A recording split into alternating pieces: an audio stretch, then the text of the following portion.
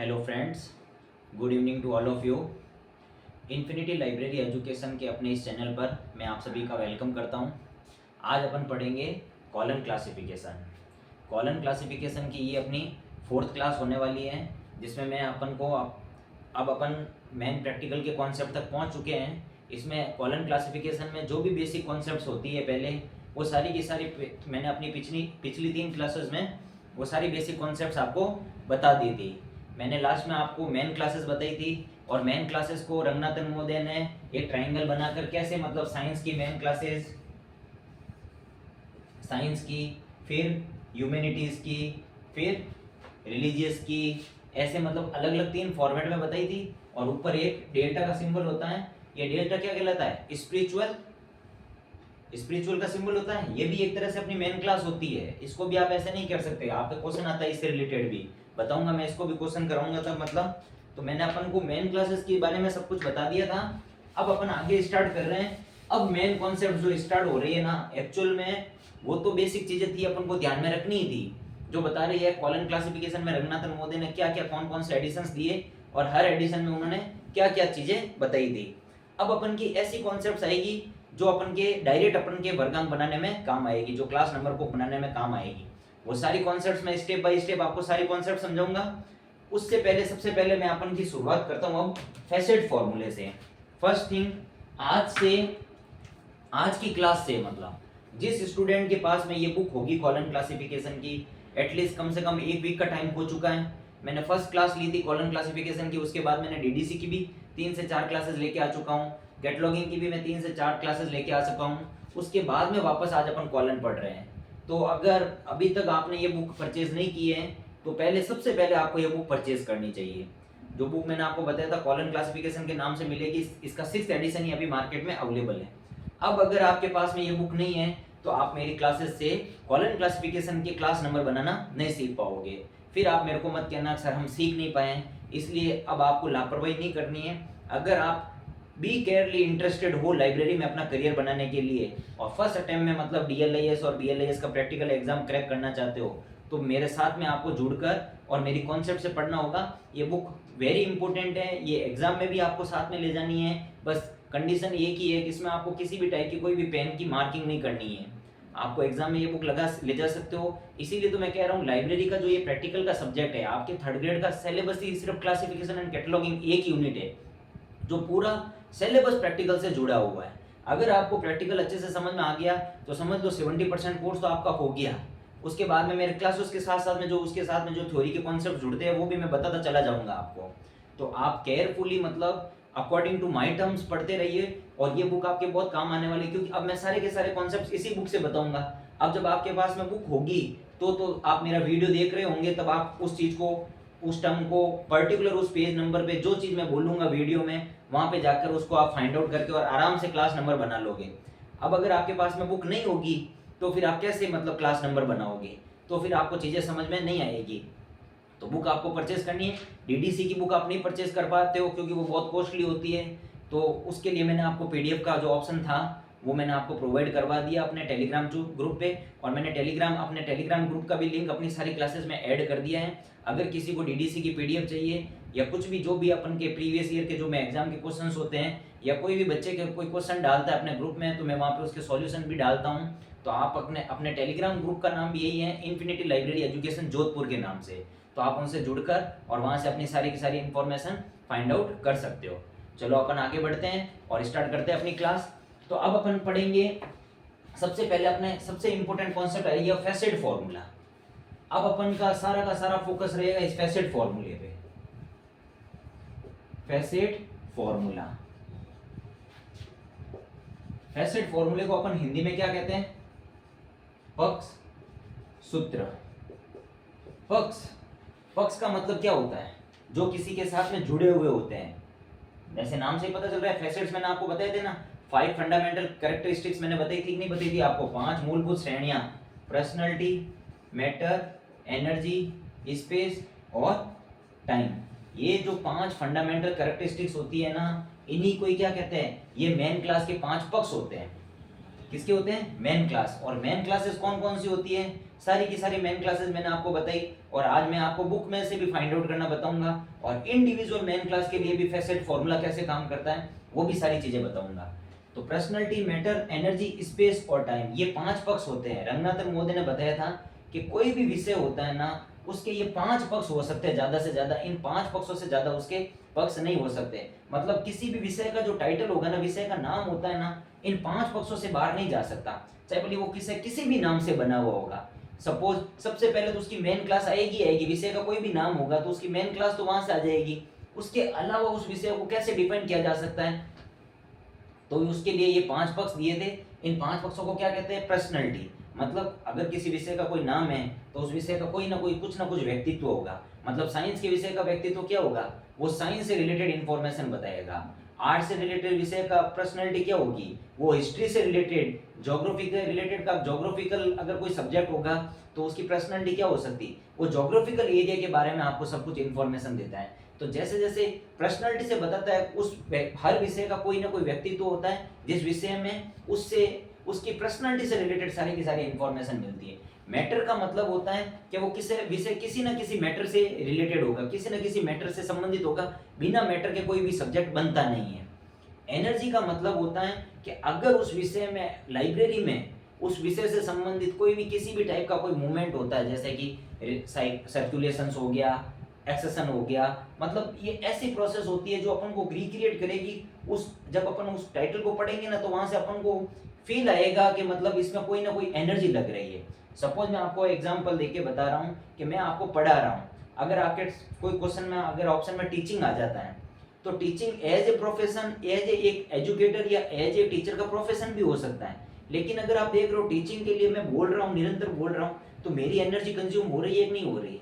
जैसे मैं कह रहा हूँ लाइब्रेरी में क्या होता है? सर्कुलेशन का काम होता है। सर्कुलेशन आपको बताता है जो भी यूजर लाइब्रेरी में आता है तो बुक लेता है, और जब उसका टाइम पीरियड खत्म होता है तो वो बुक को वापस क्या करता है? सबमिट करवाता है। तो बुकों का क्या हो रहा है? सर्कुलेशन हो रहा है। इसमें क्या हो रहा है? लाइब्रेरियन आपको बुक प्रोवाइड करवा रहा है, बुक वापस रिटर्न कर रहा है, सबमिट कर रहा है, जमा कर रहा है। तो इसमें भी एनर्जी का फॉर्म आ रहा है कि नहीं आ रहा है?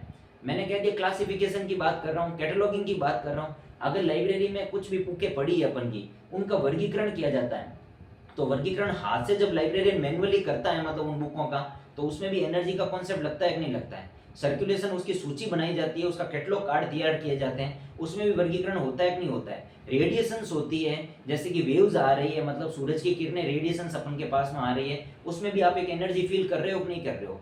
दैट मीन्स ये इतनी मैंने आपके सामने टर्म्स के एग्जाम्पल रख दिए हैं कि एक ऐसी टर्म अपने टाइटल में जुड़ी हुई होगी, और टाइटल क्या होगा? अपने विषय का नाम। जैसे कि अपनी कॉलम क्लासिफिकेशन क्या है? ये टाइटल ही तो है। अपने लाइब्रेरी की बुक का टाइटल क्या है? कॉलम क्लासिफिकेशन, रंगनाथन महोदय के लिए। और लाइब्रेरी की बुक का अगर मैं कह दूं मेलविल डीवे के लिए, जो टाइटल क्या हो जाएगा? डीवे डेसिमल क्लासिफिकेशन।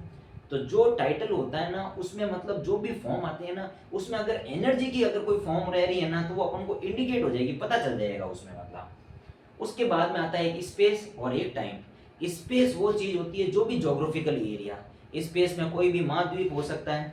सबसे पहले अपन सातों महाद्वीप की बात करें, एशिया महाद्वीप हुआ, अफ्रीका महाद्वीप हुआ, नॉर्थ अमेरिका हुआ, साउथ अमेरिका हुआ, ऑस्ट्रेलिया हुआ। तो इन महाद्वीपों के अंदर आने वाले कंट्रीज, मतलब एक महाद्वीप की बात करते हैं एशिया महाद्वीप, उसके लिए कोई ना कोई अपन को कोड दे रखा होगा। सपोज एशिया महाद्वीप के लिए कॉलम क्लासिफिकेशन में 4 कोड दे रखा है। तो एशिया के महाद्वीप के अंतर्गत अपना इंडिया आता है। तो इंडिया कौन सी क्लास हुई? सेम वही कॉन्सेप्ट, कोऑर्डिनेट हुई या सबऑर्डिनेट? मैंने आपको एरे के कॉन्सेप्ट में बताया था कि नहीं बताया था?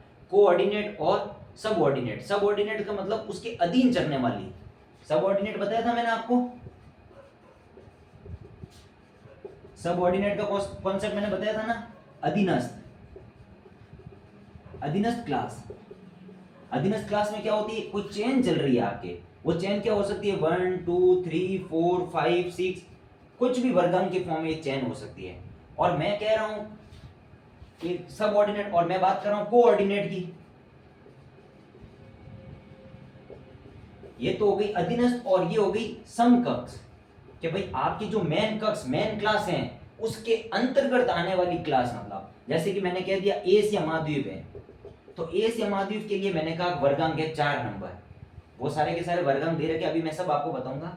एशिया महाद्वीप के अंदर अपने क्या आ रहा है? चीन आ रहा है, इंडिया आ रहा है, जापान आ रहा है, चाइना आ रहा है, ये सब एशिया महाद्वीप के अंतर्गत आ रहे हैं कि नहीं आ रहे? एशिया महाद्वीप के कोऑर्डिनेट है कि नहीं है? उसके समकक्षी आ रहे हैं। तो जैसे कि मैंने कहा एशिया महाद्वीप के अंदर आ रहा है चाइना, चाइना एशिया महाद्वीप में है, तो चाइना के लिए वर्गांक हो गया सपोज 41 या 41 या 42 कुछ भी हो सकता है। तो मतलब मेन क्लास क्या है आपकी 4 है, उसका बेस नंबर है, उसके अधीनस्थ क्लास जुड़ रही है, चाहे भले 1 जुड़ो चाहे भले 2 जुड़ो। आई थिंक मेरे हिसाब से 4-1 क्लास जुड़ती है। अभी अपन चेक भी कर लेंगे। सपोज मैं बात कर रहा हूँ इंडिया की, इंडिया भी किसके अंतर्गत आ रहा है? एशिया महाद्वीप के अंतर्गत आ रहा है। तो एशिया महाद्वीप के लिए तो अपन को पता है वर्गांक 4 है, लेकिन इंडिया जब टर्म आ गई तो इंडिया के लिए वर्गांक क्या हो गया 4-4। तो ये देखो ये इसके समकक्ष क्लास आई तो उसका वर्गांक आ गया। इन वर्गांक को अपन को कभी भी याद नहीं रखना है, कभी भी याद नहीं रखना है। ये चीजें सिर्फ और सिर्फ समझनी है कि भाई किसी के समकक्ष अगर कोई क्लास चलती है तो उसका बेस नंबर तो वही रहता है और उस बेस नंबर के अंतर्गत ही कोई ना कोई उसका वर्गांक ऐड हो जाता है। आपको समझ में आ गया? मतलब तो स्पेस हो रहा है, स्पेस बताएगा जो भी आपका ज्योग्राफिकल एरिया, ज्योग्राफिकल एरिया मतलब कोई भी महाद्वीप, कोई भी कंट्री, कोई भी नदी, पर्वत, नाले, मतलब झीलें वगैरह सब कुछ, ये सब ज्योग्राफी के अंतर्गत आती है। उसको अपन क्या कहते हैं? Space isolates. ये सारे के सारे क्या होते हैं? अपने आइसोलेट्स भी होते हैं, मतलब ये सारे के सारे एकलक होते हैं। 5 फंडामेंटल कैरेक्टरिस्टिक, 5 मूलभूत श्रेणियां दी है, तो ये पांचों मूलभूत श्रेणियां साथ में तो क्या कहलाती है? इनको अगर साथ में पढ़ते हैं तो अपन इनको 5 फंडामेंटल कैरेक्टरिस्टिक्स कहते हैं। और ऐसे अपन इनको कहते हैं फैसेट्स। किसके फैसेट्स? मेन क्लास के। मेन क्लास क्या होता है? अपना मुख्य विषय का नाम होता है। और अगर अपन इनको इंडिविजुअल बात करते हैं तो इंडिविजुअल अगर अपन कहेंगे personality isolate, matter isolate, energy isolate, space isolate और टाइम आइसोलेट। मतलब आइसोलेट जुड़ते ही मैंने क्या कह गया? वो अकेला हो गया, मतलब नियतता, मतलब पर्टिकुलर उसको इंडिविजुअल अपन डिफाइन कर रहे हैं, इसलिए इसको कहा जाता है टाइम आइसोलेट्स। टाइम आइसोलेट्स की जब भी मैं बात करूंगा साथ में कहूंगा तो मैं इनको क्या कह रहा हूँ? 5 फंडामेंटल कैरेक्टरिस्टिक्स। और ऐसे अपन को इनको पांचों को क्या कह सकते हैं? फैसेट्स। किसके? मेन क्लास के फैसेट्स, मेन क्लास के 5 पक्ष। और अगर मैं इसको इंडिविजुअल टाइम आइसोलेट्स की बात कर रहा हूँ दैट मीन्स वो पर्टिकुलर टाइम पीरियड को बताएगा। मैं इंडिविजुअल स्पेस आइसोलेट्स की बात कर रहा हूँ, मतलब वो पर्टिकुलर स्पेस को बताएंगे जो भी ज्योग्राफिकल एरिया आता है। जैसे कि इंडिया आ गया, इंडिया भी अपना एक स्पेस है, तो उसके लिए वर्गांक निकल के क्या आ रहा है? 44। और ये सारी की सारी चीजें अपन के स्कॉलर की बुक में दे रखी है, अपन को याद कुछ करना है नहीं, अपन बुक साथ में इसीलिए ले जाएंगे। इसलिए ये वर्गांक बनाने के लिए मैं हमेशा इसीलिए कहता हूँ याद कुछ भी इसलिए नहीं करना होता है, बुक अपन को एग्जाम में साथ में ले जानी है। इस बुक को पढ़ना सीखना ही सबसे इंपॉर्टेंट होता है और उसी के लिए ही मैं आपके सामने आया हूँ ऑनलाइन पढ़ाने के लिए कि आपको ये बुक पढ़ना सिखा दूँ। जैसे ही आपको ये बुक पढ़ना समझ में आ जाएगी आपके सारे कॉन्सेप्ट्स क्लियर हो जाएंगे और आप हर क्लास का वर्गांक बना लोगे, सॉरी हर टाइटल का वर्गांक बना लोगे, हर टाइटल की क्लास नंबर फाइंड आउट कर लोगे। तो आपको पांचों फंडामेंटल कैरेक्टरिस्टिक्स पता चल गई होगी। और इनको 5 फंडामेंटल कैरेक्टरिस्टिक्स क्यों कहा है? किसी भी मुख्य को मैक्सिमम 5 भागों में ही नहीं, किसी भी मुख्य के मैक्सिमम 5 पक्ष हो सकते हैं, उन 5 पक्षों में किसी भी मुख्य का पूरा क्या आ सकता है? उसका नाम फाइंड आउट हो सकता है। तो साथ में तो इनको कहते हैं 5 फंडामेंटल कैरेक्टरिस्टिक्स और ऐसे इनको क्या कहते हैं? फैसेट्स। और अगर अपन के इनके इंडिविजुअल्स की बात करते हैं तो इनको इंडिविजुअल कहते हैं time isolate, space isolate, matter isolate, energy isolate और पर्सनैलिटी आइसोलेट्स। अब इसमें एक चीज मैं आपको और बताना चाह रहा हूँ, टाइम आइसोलेट और स्पेस आइसोलेट्स की जब मैं बात करता हूँ सबसे पहले मैं आपको फैसेट फॉर्मूला बताता हूँ, उसके बाद में इसको मैं आपको और अच्छे से डिफाइन करके बताऊंगा, तब आपको और अच्छे से समझ में आएगा। यहाँ पे कॉन्सेप्ट समझ में आ गया ना? स्पेस का कॉन्सेप्ट क्या होता है और टाइम का कॉन्सेप्ट क्या होता है? टाइम के कॉन्सेप्ट में टाइम की टेबल दे रखी है, हर एक टाइम को अलग टाइम पीरियड को डिफाइन कर रखा है। मतलब आफ्टर एडी का टाइम होता है जो भी, मतलब या बिफोर क्राइस्ट बीसी का टाइम होता है, उसके लिए अपन की टाइम टेबल दे रखी होती है। वो टाइम टेबल भी मैं आपको समझाऊंगा, वो टेबल भी बना के मैं आपको बताऊंगा। एक बार मैं सब चीजें आपको बताऊंगा, फिर आप खुद क्लास नंबर बनाओगे सबके। एक एक आइसोलेट्स को मैं इंडिविजुअल समझाऊंगा, इसमें मैं कॉमन आइसोलेट्स भी समझाऊंगा आपको, सारे आइसोलेट समझाऊंगा, फेस रिलेशन भी समझाऊंगा, मेन क्लासेस क्या होती है, सब कुछ अभी इसमें काम आने वाली सारी की सारी चीजें मैं आपको बताऊंगा, है ना?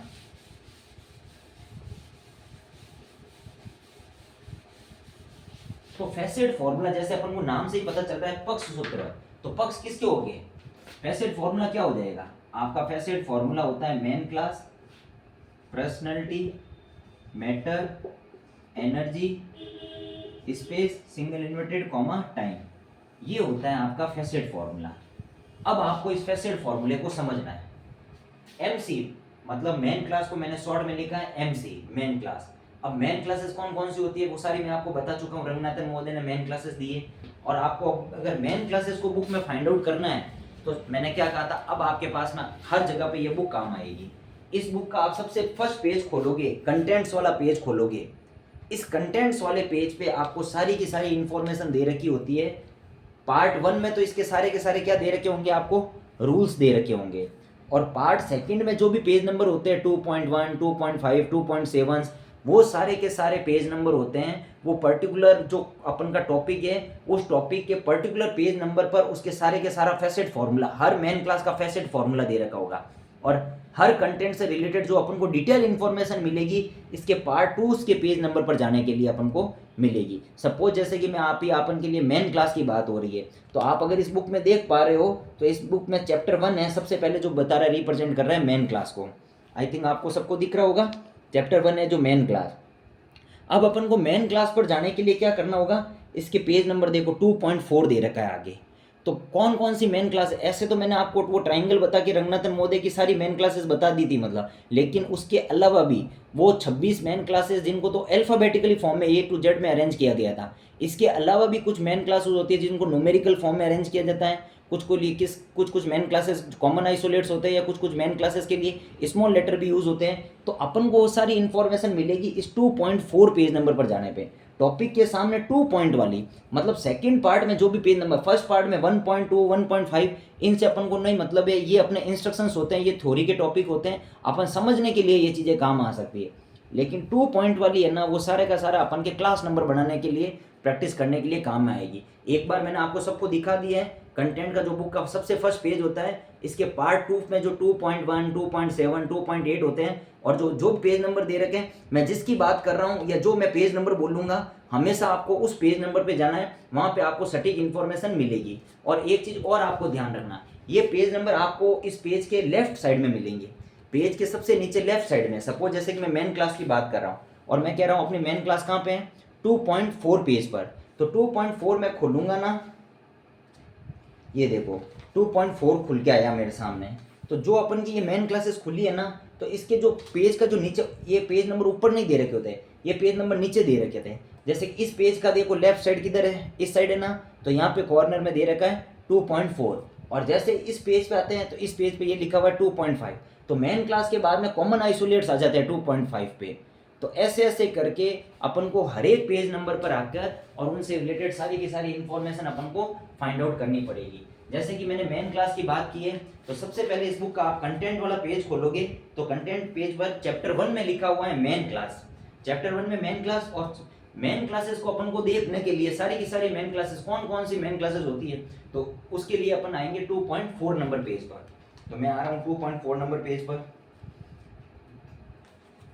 तो जैसे ही मैं 2.4 नंबर पेज पर आया तो मेरे सामने सारी की सारी आ गई। स्मॉल जेड है जो जनरलिया है, 1 है जो यूनिवर्स ऑफ नॉलेज है, 2 है जो लाइब्रेरी साइंस है, 3 है जो बुक साइंस है, 4 है जो जर्नलिज्म है, ए है जो नेचुरल साइंस है, ए जेड है जो मैथमेटिकल साइंस है, बी है जो मैथमेटिक्स है, बी जेड है जो फिजिक्स है, फिजिकल साइंस है, सी है जो फिजिक्स है, डी है जो इंजीनियरिंग। ऐसे करके इस पेज पर 2.4 पेज नंबर पर आओगे तो आपको सारी की सारी मेन क्लासेस दिख जाएगी। आप देखो यहाँ से आपको पता चल सकता है कि इतनी मेन क्लासेस होती हैं कॉलन क्लासिफिकेशन में जो रंगनाथन महोदय ने आइडेंटिफाई की है। समझ पा रहे हो आप? अपने फॉर्मूले में सबसे पहले क्या आ रही है, मेन क्लास। लेकिन जब अपन इसके प्रैक्टिकल करेंगे, अपन इनके क्वेश्चंस करेंगे, तो इस पेज से 2.4 वाले पेज से आपको कोई मतलब नहीं है। क्यों कि अपन फॉर्मूले में क्या देख रहे हैं, हर एक मेन क्लास के साथ में क्या जुड़ रही है, 5 फंडामेंटल कैरेक्टरिस्टिक्स जुड़ी हुई है। क्या जुड़ी हुई है, 5 फंडामेंटल कैरेक्टरिस्टिक्स। और इन्हीं 5 फंडामेंटल कैरेक्टरिस्टिक्स को मैंने क्या कहा था, अपन क्या कहते हैं, फैसेट्स। मतलब ये इसके पक्ष है। किसके पक्ष है, जो मेन क्लास अपने टाइटल में आएगी। अभी एग्जांपल देके बताऊंगा, उसके क्या है, 5 पक्ष है। ये पक्ष क्या रिप्रेजेंट कर रहे हैं, पी रिप्रेजेंट कर रहा है उस मेन क्लास की पर्सनैलिटी को, ई रिप्रेजेंट कर रहा है उस मेन क्लास के मैटर को, सॉरी एम रिप्रेजेंट कर रहा है उस मेन क्लास के मैटर को, ई रिप्रेजेंट कर रहा है उस मेन क्लास की एनर्जी को, एस रिप्रेजेंट कर रहा है उस मेन क्लास के टाइम को, नहीं सॉरी स्पेस को, और टी रिप्रेजेंट कर रहा है उस मेन क्लास के टाइम को। तो सबसे पहले अपन को पता चल गया बिना मेन क्लास के कोई भी वर्गांक नहीं बन सकता। तो 2.5 नंबर पेज नंबर पे तो अपन को मेन क्लास का सिर्फ और सिर्फ मेन क्लास का वर्गांक मिलता है। इस मेन क्लास के साथ में जुड़ने वाले ये पक्ष जो क्या बना रहे, एक फैसेट फॉर्मूला बना रहे। इन पक्षों का वर्गांक लाने के लिए अपन क्या करेंगे? तो इन पक्षों का वर्गांक लाने के लिए हर एक मेन क्लास पर अपन जब पर्टिकुलर, इस बुक में पर्टिकुलर इंडिविजुअल मेन क्लास के लिए इंडिविजुअल फैसेट फॉर्मूला दे रखा है। प्रत्येक मेन क्लास के लिए अलग से एक फैसेट फॉर्मूला दे रखा है। उसमें उस मेन क्लास के साथ में क्या जुड़ा हुआ होता है? उसकी पर्सनैलिटी जुड़ी हुई होती है, उसका मैटर जुड़ा हुआ होता है और उसकी एनर्जी जुड़ी हुई होती है। एक चीज और ध्यान रखना, ये कभी भी आवश्यक नहीं है हर मेन क्लास के साथ में उसकी पर्सनैलिटी जुड़ी हुई हो, उसके मैटर जुड़ा हुआ हो या उसकी एनर्जी जुड़ी हुई है। मोस्टली मैंने अभी तक जहाँ तक अभ्यास किया है उसमें 99% जो क्वेश्चंस होते हैं ना, उसमें मेन क्लास के साथ में उसकी पर्सनैलिटी तो जुड़ी हुई ही रहती है। मतलब ये दोनों एक दूसरे से क्या होते हैं? को रिलेटेड होते हैं। कुछ क्वेश्चंस में आपके टाइटल ऐसे मिलेंगे जहाँ आपके टाइटल में आपको पर्सनैलिटी दे रखी होगी, या आपको पता चल जाएगा कि मेन क्लास की पर्सनैलिटी और मेन क्लास हाइड होगी, आपको मेन क्लास नहीं मिलेगी। तो आप उस पर्सनैलिटी से आइडेंटिफाई कर लोगे कि इसकी मेन क्लास क्या हो सकती है। और कुछ क्वेश्चंस में आपको क्या होगी? डायरेक्ट मेन क्लास मिली दे रखी होगी, तो उसमें से आप टाइटल में से आप फाइंड आउट कर लोगे कि इसकी पर्सनैलिटी क्या हो सकती है। तो दैट मीन्स क्या हो सकती है? हर एक मेन क्लास के लिए पर्सनैलिटी, मैटर और एनर्जी, ये तीनों फैसेट्स तो जुड़ते हैं, और इन तीनों फैसेट्स को एक साथ में लेकर हर एक मेन क्लास के लिए बनता है एक फैसेट फॉर्मूला। वो सारे के सारे फैसेट फॉर्मूले इस बुक में दे रखे हैं, वो भी मैं अभी आपको बताऊंगा। पीछे अपने दो इस फैसेट्स बचते हैं, स्पेस और टाइम। तो सबसे पहले मैं कह रहा हूं कि मेन क्लास के साथ में इन तीन फैसेट्स को ही क्यों लिया? इन दो फैसेट्स के लिए तो फैसेट फॉर्मूला नहीं दिया था इंडिविजुअल मेन क्लास के लिए। मैं कह रहा हूं हर मेन क्लास के लिए एक फैसेट फॉर्मूला दे रखा है, उसमें उसकी पर्सनैलिटी, मैटर और एनर्जी अगर यूज हो रही है तो उसको बता रखा है, और अगर यूज नहीं हो रही है तो उसको छोड़ रखा है। लेकिन स्पेस और टाइम को क्यों नहीं सेट किया? क्योंकि पूरा फैसेट फॉर्मूला तो ये है, लेकिन हर एक मेन क्लास के लिए फैसेट फॉर्मूला अलग क्यों आ रहा है, और उस अलग फॉर्मूले में इन तीन को ही क्यों लिया है? उसके लिए मैं बताता हूँ रंगनाथन महोदय ने क्या किया। रंगनाथन महोदय ने ये पूरा फैसेट फॉर्मूला तो दिया था किसी भी टाइटल का क्लास नंबर निकालने के लिए। यूज तो अपन को पांचों फैसेट्स करने हैं, लेकिन रंगनाथन महोदय का मानना था कि टाइम आइसोलेट्स और स्पेस आइसोलेट्स होते हैं ना, वो क्या होते हैं? स्टेबल होते हैं। जैसे कि सपोज मैं कह रहा हूँ कि मेरा बॉर्न कब हुआ? 1993 में हुआ, या मैं कह रहा हूँ मेरा बॉर्न 1996 में हुआ, तो मेरा जन्म 96 में हुआ, तो उस टाइम को कोई चेंज कर सकता है क्या? आज आप मेरी क्लास देख रहे हो कॉमन क्लासिफिकेशन की, उसकी डेट है आज। आज की डेट क्या है अपनी? आज मेरी क्लास कब आप देख रहे हो, या मैं क्लास कब रिकॉर्ड कर रहा हूँ आपके लिए? सपोज आज की डेट है 25 अप्रैल 2026। क्या 25 अप्रैल 2026 को जो चीज़ मैंने रिकॉर्ड कर दी, ये चीज़ सेम चीज़ क्या मैं कल की डेट में रिकॉर्ड कर पाऊंगा क्या? आप चाहे बोले कल देखोगे, ये क्लास आपके लिए कल अपलोड होगी, लेकिन आपके लिए जो आ रही है, या जो चीज़ जो इस क्षण हो गया, इस टाइम पीरियड में जो चीज़ हो गई, उस टाइम को कभी चेंज किया जा सकता है क्या? मतलब किसी का बॉर्न हो गया, कोई चीज़ किसी का कंस्ट्रक्शंस का हो गया, मतलब कहने का मतलब जैसे हिस्ट्री है, जो हिस्ट्री जिस टाइम पे हो चुकी है, मतलब जो घटना जिस समय पे हो चुकी है, उस घटना के टाइम पीरियड को कभी चेंज किया जा सकता है क्या? कभी नहीं चेंज किया जा सकता है। दैट मीन्स टाइम आइसोलेट्स हमेशा क्या होते हैं? स्टेबल होते हैं। और इसीलिए रंगनाथन महोदय ने क्या किया था? टाइम आइसोलेट्स के लिए एक टाइम टेबल दे दी, मतलब उसमें पूरे के पूरे टाइम पीरियड को, मतलब टाइम पीरियड मतलब आफ्टर बीसी, नहीं सॉरी, बिफोर क्रिस्ट जो भी टाइम पीरियड चल रहा है, मतलब 9999 या उससे पहले का भी जितना टाइम है, और उससे लगाकर अभी प्रेजेंट तक का टाइम, मतलब प्रेजेंट अपने 2026 चल रहा है, इवन उसके आगे भी की अगर अपन को टाइम की बात करते हैं 2032 2040 तक की, तो इतने पूरे टाइम पीरियड को उन्होंने क्या कर दिया? मतलब उन्होंने, रंगनाथन महोदय ने क्या कहा, जब इन्होंने ये रिसर्च की थी तो उन्होंने फ्यूचर के टाइम को भी ध्यान में रखा, और पास्ट में जो टाइम बीत चुका उसके भी टाइम को ध्यान में रखा कि भाई इसमें से कोई भी टाइम पीरियड यूज हो सकता है। तो उन्होंने उस टाइम पीरियड को क्या कर दिया? एक टाइम टेबल में डिफाइन कर दिया, जिसे अपन कहते हैं टाइम टेबल 1। वो भी अपने इस बुक में दे रखी है, वो भी मैं आपको बताऊंगा। लेकिन सबसे पहले मैं मेन क्लासेस बताऊंगा इस बुक में इंडिविजुअल, फिर मैं आपको टाइम टेबल बताऊंगा इस बुक में कहाँ पे दे रखी है। तो उस टाइम टेबल को क्या किया उन्होंने? पहले तो कुछ टाइम टेबल को मतलब 1000 वर्ष में डिफाइन किया। फिर जैसे ही अपन का एडी समय आता है, मतलब जो अपन का इंग्लिश कैलेंडर चलता है, मतलब जो समझ लो, मतलब जीरो से स्टार्ट होता है, जीरो से पहले का जो टाइम होता है वो तो किस में चलता है? बीसी में चलता है। जीरो के बाद वाला टाइम अपने एडी में चलता है। तो जीरो से लगाकर फिर 1 से लगाकर 999 तक के टाइम को तो उन्होंने 1000 के टाइम पीरियड में डिफाइन किया। 1000 साल को एक पर्टिकुलर मेन क्लास में डिफाइन किया। वो अभी मैं टेबल बताऊंगा तब आपको पता चल जाएगा सी या डी मेन क्लास है। उसके बाद में 1000 से 1 से लगाकर 999 तक, फिर 1000 से लगाकर 1099, फिर 1100 से लगाकर 1199, 1200 से लगाकर 1299, ऐसे फिर जो रिमेनिंग जितना भी टाइम है उनको उन्होंने क्या किया था, 100 साल के टाइम पीरियड में डिफाइन किया, और इन्होंने लिए पर्टिकुलर इन्होंने वर्गांक दिए A B C D E F, particular उनके वर्गांक अपन को टेबल में मेंशन कर रखे। वो सब चीज़ें मैं बताऊंगा। टाइम आइसोलेट को मैं आपको बना के भी बताऊंगा, टाइम आइसोलेट्स को अपन कैसे तोड़ते हैं, अपन के टाइटल में जब कभी टाइम पीरियड आएगा तो उसको अपन कैसे यूज़ करेंगे, सारी चीज़ें बताऊंगा। लेकिन अभी मैं बात कर रहा हूँ स्टेबिलिटी की। तो टाइम होता है ना, टाइम आइसोलेट्स होता है, वो स्टेबल होता है। समय को कभी भी अपन बात, जो घटना जिस समय में हो चुकी होती है उसको कभी चेंज नहीं किया जा सकता है। इसलिए जो चीज़ स्टेबल होती है ना, उनके लिए रंगनाथन मोदी ने इस बुक में क्या दे दी, टेबल्स दे दी। क्या दे दी, टेबल्स, जिसको अपन क्या कहते हैं, टाइम टेबल्स। एक तो इसमें दो टेबल दी, एक तो दी मतलब जो टाइम पहले घटित हो चुका है या अपकमिंग में आने वाला टाइम है। तो एक जो घटित हो चुका है या जो टाइम पीरियड उन्होंने फिक्स डिफाइन कर दिया, पहले T1 टेबल में उन्होंने क्या किया, पूरे के पूरे टाइम को 100 साल के टाइम पीरियड में डिफाइन कर दिया। और एक होता है फोरकास्टिंग टाइम, जैसे कि मैंने कह दिया आज डे, अब डे बात कर दी तो मतलब डे मतलब पूरा दिन 24 घंटे। अब उस 24 घंटे में से कोई भी पर्टिकुलर टाइम मतलब फिक्स नहीं है, निश्चित नहीं है। मतलब ऐसे तो डे हो गया तो आज की बात हो रही है, मैंने कह दिया फोरनाइट, या मैंने कह दिया मिडनाइट, या मैंने कह दिया नाइट। तो जो ये ऐसे टर्म आ रहे हैं, जैसे कि मैंने कह दिया मतलब सीजन, तो मतलब कुछ ऐसे टर्म आ रहे हैं जो ऐसे टाइम को डिफाइन करते हैं, जो क्या होता है मतलब फोरकास्ट, मतलब वो टाइम मतलब क्या कह सकते हैं, मतलब अपन उस टाइम को क्या कह सकते हैं, उस टाइम टेबल को अपन कह सकते हैं अपकमिंग टाइम भी कह सकते हैं, या फिर मैं आपको बता ही देता हूँ टेबल में से देखकर।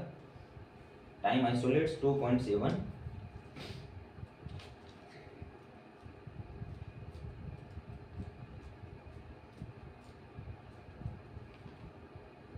फ्यूचर टाइम मतलब फ्यूचर में आने वाला टाइम, या फ्यूचर टाइम भी अपन उसको बोलते हैं। जैसे फ्यूचर टाइम हो गया आपके पास में twin light, season, spring, summer. अब समर की बात हो गई मतलब, या विंटर की बात हो गई। अभी अपन के क्या चल रहा है, समर चल रहा है, या समर के बाद में क्या हो जाएगा, ऑटोनम आ जाएगा। मौसम, वर्षा ऋतु, शीत ऋतु, शरद ऋतु, तीनों ऋतुएं होती है। अभी अपन के समर चल रहा है, तो अब समर का टाइम कौन सा, ऐसे अपन देखें तो अप्रैल मई जून, ये पूरा समर का ही टाइम है। फिर जो वर्षा ऋतु आ जाएगी वो जून जुलाई अगस्त आ जाएगी। फिर वापस अपने विंटर का टाइम आ जाएगा, नवंबर दिसंबर जनवरी वाला जो टाइम होता है। तो वो एक पर्टिकुलर एक टाइम के बंच को रिप्रेजेंट कर रहा है, उसमें से कोई भी टाइम, ये पता है कि ये टाइम इसी टाइम में आने वाला है, लेकिन वो टाइम उसमें से टाइम फिक्स नहीं है। तो इसको इन्होंने रंगनाथन मोदी ने कहा फ्यूचर टाइम, और इनके लिए जो टेबल दी है वो है T2 table, time table T2। अभी मैं आपको बताऊंगा कहाँ पे ये टेबल दे रखी है, सब कुछ बताऊंगा, मेन क्लासेस भी बताऊंगा, टाइम की भी टेबल बताऊंगा, स्पेस की भी टेबल बताऊंगा। मेरा कहने का मतलब है कि जो आइसोलेट्स या जो मतलब पक्ष इसमें से स्थायी होता है कि भाई उसको चेंज नहीं किया जा सकता है, उसके लिए रंगनाथन मोदी ने टेबल दी। जैसे मैंने टाइम आइसोलेट्स की बात की है, तो अब आप टाइम आइसोलेट्स इस बुक में से कहाँ से ढूंढोगे, देखो सबसे पहले फ्रंट पेज पे जाओगे आप, जो इसका पहला पेज है जिसके ऊपर कंटेंट्स लिखा होता है। तो कंटेंट्स में अगर आप देखोगे ना, तो चैप्टर 3 नंबर है वो दे रखा टाइम आइसोलेट्स, और टाइम आइसोलेट्स के सामने एक तो दे रखा 1.49। तो 1.49 से अपन को कोई मतलब नहीं है, यहाँ पे इसके रूल्स दे रखे होते हैं, अपन को मतलब है 2.7 का। इसके जस्ट आगे दे रखा है, मैंने क्या कहा 2 वाली सीरीज पे अपन को जाना है हर एक के लिए। तो जैसे मैं चैप्टर 3 टाइम आइसोलेट्स और इसका पेज नंबर 2.7 पर मैं जाता हूँ, तो वहाँ पे मेरे सामने टाइम आइसोलेट्स की पूरी टेबल खुलकर आ जाएगी। तो मैंने यहीं से अभी आपको देख के बताया है। तो मैं देखो टाइम आइसोलेट्स का आया, तो मेरे ऊपर हेडिंग लिखी हुई है चैप्टर 3 टाइम आइसोलेट्स, और इसमें सारी की सारी टाइम आइसोलेट्स की टेबल दे रखी है। आपके पास में बुक होगी तो आपको सबको समझ में आ जाएगा, और वीडियो को देखते हुए भी आप चीज़ों को साथ साथ में समझ सकते हो। तो इसमें देख लो मतलब BC का टाइम दे रखा है, AD का टाइम दे रखा है, और पूरे टाइम को मतलब देख लो 100 साल के टाइम पीरियड में डिफाइन कर रखा है। अभी मैं ये टेबल शॉर्ट में बना के और इससे रिलेटेड क्वेश्चन समझाऊंगा, तब आपको पता चलेगा कि ये अपन की टेबल यूज़ कैसे होती है। और T2 में दे रखा है टाइम आइसोलेट्स T2, इसको अपन ने आगे क्या दे रखा है, फीचर टाइम। और फीचर टाइम में कौन कौन सा होता है, डे टाइम होता है, नाइट टाइम होता है, twilight, season, spring, summer, autumn, winter, dry, wet, sun. ये जो भी टाइम होता है इस टाइम को क्या कहा जाता है, फीचर टाइम। मतलब इस टाइम को, ये टाइम ऐसे तो फिक्स है, लेकिन उस फिक्स में से भी पर्टिकुलर कौन सा हो सकता है जिसकी अपन कल्पना नहीं कर सकते, जिसको एज्यूम नहीं कर सकते, वो तो घटना घटने पे ही पता चलता है कि भाई फ्यूचर में होने वाली घटना इस फ्यूचर टाइम में कब होती है, उसी को ही पता चल जाता है। जैसे अपन को मैं बात कर रहा हूँ मैं ऑटोनम की, मान लो वर्षा ऋतु की बात कर रहा हूँ, मैं कह रहा हूँ बारिश होगी ऑटोनम। अब मैंने कहा सीजन होती है, वर्षा ऋतु कब आएगी, आगे आएगी, अपन को पता है अपने जून जुलाई अगस्त में बारिश होती है राजस्थान में। तो जिस दिन बारिश होगी तभी तो अपन कह पाएंगे ना आज 5 बजे बारिश हुई है, उससे पहले अपन आइडेंटिफाई कर पा रहे हैं क्या, मतलब कि बारिश कब होगी? अपन कह तो सकते हैं बादल देख के आज बारिश होगी, पर फिक्स नहीं है ना कि होगी होने के बाद ही उस टाइम को अपन डिफाइन कर पा रहे हैं ना, हाँ आज इतने बजे हुई है। दैट मीन्स इसको इसलिए फ्यूचर टाइम कहा गया है। और फ्यूचर टाइम के लिए भी टी में जो टेबल दे रखी है वो होती है T2 टेबल। मेरे हिसाब से आपको टाइम आइसोलेट्स बहुत अच्छे से समझ में आ गया होगा। इसको डिटेल एक्सप्लेनेशन अभी मैं एक एक आइसोलेट्स करवाऊंगा, उस एक एक आइसोलेट से रिलेटेड क्वेश्चंस भी आपको समझाऊंगा। मैं क्या कह रहा हूँ, मैं कॉन्सेप्ट्स को इतना इजी कर दूंगा। सपोज मैं कह रहा हूँ मेरी क्लास में कुछ ऐसे बच्चे भी होंगे जो पहले पढ़ चुके हैं इन चीज़ों को, या उनको बहुत अच्छे से चीज़ें आती होगी, या जो बच्चे मेरे से भी कुछ पढ़े हुए हैं तो उनको मैं पहले अपने VMO के कैंप की क्लासेस में बता चुका हूँ। बट मेरा इंटेंशन यहाँ रहेगा कि मैं है ना, मेरे लिए आप सबको कुछ नहीं आता है, मेरे लिए हर बच्चा पढ़ने वाला फर्स्ट टाइम लाइब्रेरी की क्लास देख रहा है, इसलिए मैं पूरे डिटेल में पूरा का पूरा चीज़ें बताऊंगा, चाहे भले मेरे को टाइम ज़्यादा लगे इन चीज़ों के लिए। क्यों कि मैं एक बार काम करूंगा, एकदम सटीक काम करूंगा। एक बार पढ़ने के बाद में मैं कह रहा हूँ बच्चे को कहीं दूसरी बार कहीं पे भी भटकने की जरूरत नहीं रहेगी, और दूसरी बार उसको कॉन्सेप्ट से रिलेटेड कभी कोई तकलीफ नहीं आएगी, फिर उसको सिर्फ प्रैक्टिस ही करनी रहेगी। तो टाइम आइसोलेट्स आपको समझ में आ गया। सेकेंड में बात कर रहा हूँ स्पेस आइसोलेट की। अब देखो स्पेस आइसोलेट में क्या होता है, स्पेस मतलब जोग्राफिकल एरिया, ये भी क्या होता है टाइम आइसोलेट की तरह फिक्स होता है। गंगा नदी जहाँ पे चल रही है वहीं पे ही चलेगी, हिमालय माउंटेन जहाँ पे है वहीं पे ही है, उसके स्पेस उस क्षेत्र को अपन, यहाँ पे स्पेस का मतलब स्पेस वो वाला नहीं है, मतलब अंतरिक्ष वाला स्पेस नहीं है। यहाँ पे स्पेस एस का मतलब, स्पेस का मतलब है पर्टिकुलर क्षेत्र विशेष। यहाँ पे जो मैं स्पेस की बात कर रहा हूँ ना, ये पर्टिकुलर किसकी बात हो रही है, क्षेत्र विशेष की बात हो रही है। तभी तो मैंने स्पेस टेबल में आपको इंडिया जो कॉन्टिनेंट मैंने कहा दिया, मतलब एशिया महाद्वीप, या मैंने कह दिया इंडियन ओशन। इंडियन ओशन क्या है अपना, हिंद महासागर। तो मैं पर्टिकुलर एक क्षेत्र विशेष की बात कर रहा हूं ना, एशिया की बात कर रहा हूं, तो मैं पर्टिकुलर एशिया महाद्वीप, एशिया कॉन्टिनेंट, पर्टिकुलर एक क्षेत्र विशेष की बात कर रहा हूं ना। इस एशिया के अंदर ही अगर मैं इंडिया की बात करूं तो इंडिया अपनी एक पर्टिकुलर फिक्स लोकेशन पे है ना, मैं पर्टिकुलर एक क्षेत्र विशेष की बात कर रहा हूं ना, उसी क्षेत्र विशेष को क्या कहा जाता है, स्पेस आइसोलेट कहा जाता है। यहाँ पे स्पेस अंतरिक्ष वाला स्पेस नहीं है, उससे आपको नहीं लेना है। स्पेस का मतलब होता है पर्टिकुलर क्षेत्र विशेष की बात की जाएगी। तो क्षेत्र विशेष भी आपको पता है चेंज नहीं हो सकता है। मेरी लोकेशन जहाँ पे मैं हूँ अभी आपको पढ़ा रहा हूँ, तो मेरी करंट लोकेशन से जो जिस एरिया का नाम को जाना जाता है उसके क्षेत्र को चेंज कर सकते हैं क्या? आप जहाँ पे रह रहे हो आपके घर का जो एड्रेस है, लोकेशन है, वो पर्टिकुलर एक क्षेत्र विशेष से किसी न किसी नाम से जाना जा जाता है, उसको कभी चेंज किया जा सकता है क्या? तो इसीलिए जो पर्टिकुलर क्षेत्र विशेष से जो चीज़ें संबंधित होती है ना, वो भी क्या होती है, स्टेबल होती है, उनको चेंज नहीं किया जा सकता। इसलिए रंगनाथन महोदय ने कह दिया किसी भी टाइटल में या किसी भी अपन के सब्जेक्ट के नाम में अगर कोई क्षेत्र का पर्टिकुलर नाम ऐड हो जाता है तो उसके लिए अपन पहले से एक टेबल बना के दे देते हैं। उनको पता है क्षेत्र क्या हो सकते हैं, क्षेत्र यही हो सकते हैं, कॉन्टिनेंट में से हो सकते हैं, कोई कंट्री हो सकता है, कोई महाद्वीप हो सकता है, कोई पर्टिकुलर स्टेट हो सकता है, कुछ भी हो सकता है। मतलब जो जो क्षेत्र हो सकता है उन क्षेत्र विशेष को, ऐसे थोड़ी ना अपने घर का भी एड्रेस देंगे वो, मतलब ऐसा नहीं होता। वो सिर्फ आपको समझाने के लिए कि भाई मेन स्पेस, जैसे कि कोई बुक है किससे रिलेटेड हो सकती है, मतलब कोई ऑथर है पर्टिकुलर किस कंट्री से रिलेटेड हो सकता है, उसका संबंध किस राज्य से हो सकता है, तो वो क्षेत्र विशेष को समझाने के लिए स्पेस आइसोलेट्स दिए जाते हैं। इसकी भी 2 टेबल मिलती है सेम वही। अब इसकी 2 टेबल कौन कौन सी होती है, वही कंटेंट वाला फर्स्ट पेज पे आप आओगे तो आपका, जैसे मैंने अभी बताया था, टाइम आइसोलेट्स दे रखा था चैप्टर 3 पर, और इसके जैसे ही नीचे चैप्टर 4 में आपको दे रखा है स्पेस आइसोलेट। अब मैं आप बार बार आपको दिखाऊंगा नहीं, आप बुक लाओगे या बुक लाकर मेरा वीडियो पढ़ोगे तभी आपको चीज़ें समझ में आएगी। तो देख लो आप चैप्टर 4 में स्पेस आइसोलेट दे रखा है, और स्पेस आइसोलेट के लिए पेज नंबर दे रखा है 2.8। तो जैसे ही मैं 2.8 पेज नंबर पे आऊँगा, और पेज नंबर मैंने क्या कहा नीचे दे रखे होते हैं, नीचे देखने अपन को, ऊपर नहीं देखने पेज नंबर को, पेज के जस्ट नीचे। तो यहाँ पे नीचे अपन को 1.7 या 2.8 जो भी चल रहे हैं ना वो नीचे चलेंगे। तो मैं जैसे ही 2.8 पे आऊँगा ना तो मेरे पास में स्पेस टेबल आ जाएगी।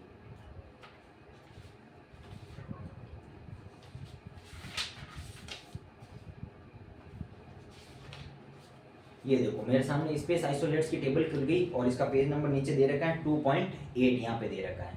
आप सभी अगर देख सकते हो तो मैं दिखा देता हूँ 2.8, और ऊपर देखो लिखा हुआ है स्पेस आइसोलेट। तो बुक नहीं होगी तो आप कैसे समझोगे? अब इसमें मैं आप चीज़ें, बहुत सी चीज़ें समझाऊंगा, तो सारी चीज़ें तो मैं पॉसिबल नहीं है कि आपके सामने ऐसे लाके रिप्रेजेंट कर दूं। तो अब मैं चीज़ बोलूँगा, आपके पास में बुक रहेगी तब आप इजीली समझ पाओगे। जैसे कि स्पेस में इन्होंने सबसे पहले वर्ल्ड बताया है, वर्ल्ड मतलब पूरा का पूरा विश्व, उसके लिए उन्होंने वर्गांक दिया है 1। फिर उन्होंने बताया बाई जोन, अगर पूरा क्षेत्र विशेष जोन के हिसाब से, मतलब जोनल वाइज अगर पूरे के पूरे मतलब पृथ्वी को अगर बांटा जाए तो उसने बताया उसको जोन को लिए तो पर्टिकुलर उन्होंने क्लास नंबर क्या दिया 19, और इसमें भी south zone, north zone, tropical zone, सब tropical zone, temperature zone, sub article zone, इन सब के लिए अलग अलग इनके आगे कुछ ना कुछ नंबर दे रखे। ये नंबर अपन को कभी याद नहीं करने, अपन को तो टाइटल जब बनाएंगे तो ये टाइटल में अपना कोई नाम आ जाएगा तो इसका पर्टिकुलर यहाँ पे आके और अपन उसका वर्गांक पुट कर लेंगे, जो इसके आगे नंबर दे रखे होंगे उनका यूज करना है। इसमें सबसे इंपॉर्टेंट है बाई ओरिएंटल, मतलब दिशा अनुसार जो जोन दे रखे हैं ना, जिसको 19A, 19B, 19C, 19D, 19A, B, C है ना, ये बाई ओरिएंटल होते हैं, दिशा अनुसार जो दिशाओं को बताया गया है। जैसे कि अपन के पास में दिशाएं कितनी होती है, east, west, north and south. ये क्या हो जाएगी, नॉर्थ ईस्ट, और ये क्या हो जाएगी, साउथ ईस्ट, और ये क्या हो जाएगी, साउथ वेस्ट, और ये क्या हो जाएगी, नॉर्थ वेस्ट। मतलब इन दिशा के अकॉर्डिंग भी अगर किसी भी मतलब स्पेस को अगर फाइंड आउट करना है तो उसके लिए वर्गांक दे रखे हैं। सपोज जैसे मैं बता रहा हूँ ईस्ट, ईस्ट के लिए उन्होंने दे दिया 19B, फिर उन्होंने दे दिया नियर, नियर के लिए दे दिया उन्होंने 19C, फिर उन्होंने दे दिया मिडल मतलब बीच में, उसके लिए टाइम दे दिया 19D, फिर उन्होंने दे दिया साउथ ईस्ट, साउथ ईस्ट के लिए 19F दे दिया, और साउथ वेस्ट, साउथ वेस्ट के लिए 19L दे दिया। तो ऐसे वर्गांक दे रखे हैं दिशा अनुसार पूरे के पूरे स्पेस को डिफाइन करने के लिए। फिर अगर अपन आगे बढ़ते हैं तो 2 नंबर से इन्होंने दिया मदर कंट्री। मदर कंट्री मतलब कभी भी मदर कंट्री का मतलब होता है जिस कंट्री से आप बिलोंग करते हो। अपनी मदर कंट्री कौन सी हो गई, इंडिया। तो मदर कंट्री कहीं पे भी आपको टाइटल में मिले तो उसके लिए आप क्या वर्गांक यूज करोगे, 2। फेवर्ड कंट्री, फेवर्ड कंट्री के लिए क्या हो जाएगा, 3। ये मदर कंट्री और फेवर्ड कंट्री का तो वर्गांक डायरेक्ट KVS, NVS और थर्ड ग्रेड लाइब्रेरियन में पूछा हुए क्वेश्चन है कि भाई इसका वर्गांक क्या होता है। अब देख लो आगे आपके सामने एशिया, मैंने बात की थी एशिया की, तो एशिया के लिए वर्गांक, एशिया पूरा का पूरा कॉन्टिनेंट महाद्वीप आ गया, एशिया के लिए वर्गांक दे रखा है 4। फिर जैसे ही एशिया के साथ में अगला चाइना आया तो वर्गांक क्या बन गया, 4-1। तो यहाँ पे देख लो चाइना क्या है, एशिया क्या है, एशिया पूरी की पूरी एक क्लास है, मेन सब्जेक्ट है अपन माने तो, लेकिन उसके समकक्ष उसकी कोऑर्डिनेट क्लास क्या है, मतलब एशिया के अंदर क्या आ रहा है, चाइना, इंडिया, ये सब एशिया के अंदर ही आ रहा है। तो दैट मीन्स एशिया वर्गांक को 4 रिप्रेजेंट कर रहा है। तो अब आने वाली इसके अंतर्गत जो भी क्लास आएगी मतलब वो 4 से ही आगे जुड़ेगी। जैसे चाइना के लिए 4-1 ले लिया। अगर अपन को इसको डिटेल में देखना है तो चाइना के अंदर आने वाले सारे सारे कंट्री का भी के लिए भी इन्होंने वर्गांक दे रखे हैं, जैसे कि किंग सू, एन हुई, 4-1-1, 4-1-1-2 ऐसे दे रखे हैं। फिर जापान के लिए देखो आप, ये जो मैं कंट्री पर्टिकुलर आपको जो मेन कंट्री के ध्यान रखना है, ध्यान भी नहीं रखना है, आपको आइडेंटिफाई भी कैसे करना है। देखो जैसे कि चाइना है 4-1 डार्क लेटर में दे रखा है, जापान पे आओगे तो 4-2 ये भी देखो डार्क लेटर में दे रखा है। साउथ ईस्ट एशिया की बात कर रहा है, मतलब साउथ ईस्ट, साउथ और ईस्ट, और साउथ ईस्ट में अगर आप मैप को इमेजिन करते हो तो कौन कौन से कंट्री आते हैं, मलेशिया, इंडोनेशिया, थाईलैंड, बैंकॉक, ये कंट्री आते हैं साउथ ईस्ट में। तो साउथ ईस्ट में जो भी कंट्रीज आते हैं उनके लिए वर्गांक दे रखे हैं 4-3। इंडो चाइना, इंडो चाइना के अंतर्गत जो भी कंट्री आएंगी उसके लिए दे दिया 4-3-1। ऐसे कैसे थाईलैंड के लिए दे दिया 4-3-3। अब अपन के बर्मा, ऐसे करके देखो इधर नेक्स्ट पेज पे आओगे तो इंडिया के लिए दे रखा है 44। क्या दे रखा है, 44। इस प्रकार से सारे के सारे कंट्रीज को और सारे के सारे कॉन्टिनेंट को और सारे के सारे महासागर, जैसे कि इंडियन ओशन है तो इंडियन ओशन के लिए भी कोई ना कोई वर्गांक दे रखा होगा, यूरोप के लिए भी आपको कोई ना कोई वर्गांक मिलेगा, अफ्रीका कॉन्टिनेंट के लिए भी आपको कोई ना कोई वर्गांक मिलेगा। लेकिन आपको जब एग्जाम में है ना ऐसे एकदम से नहीं देखना है, आपको फोकस करना है डार्क लेटर पर। जैसे कि सपोज आपने इंडिया पे फोकस किया तो 44। अब इंडिया से रिलेटेड अगर आपको कोई भी वर्गांक देखना है ना तो उसके मेन वर्गांक पे जाओ कि अब इंडिया के अंदर बात हो रही है, किसी न किसी कंट्री की बात, इस डिस्ट्रिक्ट की बात होगी या पर्टिकुलर किसी स्टेट की बात हो गई। इंडिया के अंदर आने वाले डिस्ट्रिक्ट्स है ना उनको भी इन्होंने बाई ओरिएंटल डिवाइड किया हुआ है। अभी देखो जैसे कि इंडिया तो दे दिया 44, इसके जस्ट नीचे 441 दे दिया मद्रास, और 4411 दे दिया ईस्टर्न डिस्ट्रिक्ट्स। ईस्टर्न डिस्ट्रिक्ट्स मतलब ईस्ट दिशा में आने वाले सारे के सारे डिस्ट्रिक्ट्स, मद्रास के अंदर उसमें ईस्टर्न साइड में आने वाले सारे के सारे डिस्ट्रिक्ट्स। इसमें नाम दे दिए देख लो, मद्रास, चेलिंगपुर, साउथ अकोर, तंजौर, मतलब ये जो पहले इस नाम से जाने जाते थे। फिर इसने दे दिया साउथर्न डिस्ट्रिक्ट्स, मतलब मद्रास के लिए 441, और 441 की आगे सीरीज चल के मद्रास के पूरे क्षेत्रफल को ईस्टर्न, साउथर्न बाई ओरिएंटेशन इन्होंने डिवाइड कर दिया। जैसे कि western coast, western coast, western, और फिर दे दिया देखो आंध्र देशा, आंध्र देशा मतलब आंध्र देशक, नेल्लूर, गंटूर, कृष्णा, ये पहले इन नामों से जाने जाते थे। ऐसे अगर अपन आगे बढ़ते हैं ना तो आगे आओ देखो बड़ौदा। अब देखो बड़ौदा के लिए क्या दे रखा है नेक्स्ट पेज पे 443182। अब बड़ौदा क्या होता है, पहले पूरा का पूरा जो गुजरात वाला क्षेत्र है ना, मतलब जो अभी अपन वर्तमान है इसको गुजरात कहते हैं, तो उसमें बड़ौदा है ना, बड़ौदा के आसपास क्या आ रहा है देखो, केरा, पंचमहाल और रेवकंटा, मतलब इनके जो भी डिविजन्स हैं उन सारे के सारे डिविजन्स के नाम दे रखा है। और फिर देखो बलूचिस्तान भी तो पहले पाकिस्तान का हिस्सा ही है, अभी प्रेजेंट में आपको पता है बलूचिस्तान, तो बलूचिस्तान पाकिस्तान पहले अपने इंडिया के अंतर्गत ही आते थे, तो उनके भी वर्गांक दे रखे हैं। अब देख लो सिंध प्रांत दे दिया, तो सिंध के लिए भी दे रखा है। नॉर्थ फॉस्ट फिर देख लो पंजाब के लिए दे दिया। अब पंजाब के अंदर जितने भी डिस्ट्रिक्ट्स हैं उनके सबके वर्गांक दे रखे हैं। पंजाब के लिए क्या दे रखा है 4436। ऐसे कैसे हिमालयन रीजन्स। अब आपको क्वेश्चंस में देखोगे ना, कोई भी कंट्री आता है ना, तो आप उस पर्टिकुलर कंट्री को मत फाइंड आउट करने की करो, वो कौन से क्षेत्र विशेष के अकॉर्डिंग है। जैसे कि हिमालयन रीजन्स आपके पास में उत्तराखंड आ गया मान लो, तो आपको पता होना चाहिए ऊपर वाला जम्मू कश्मीर, उत्तराखंड, ये सिक्किम नहीं सॉरी सिक्किम हुआ, नॉर्थ ईस्ट के भी हुआ, मतलब अरुणाचल प्रदेश, ये हिमालयन रीजन्स के अंतर्गत ही आते हैं, पूरे के पूरे हिमालय पर्वतमाला के आसपास के ही है।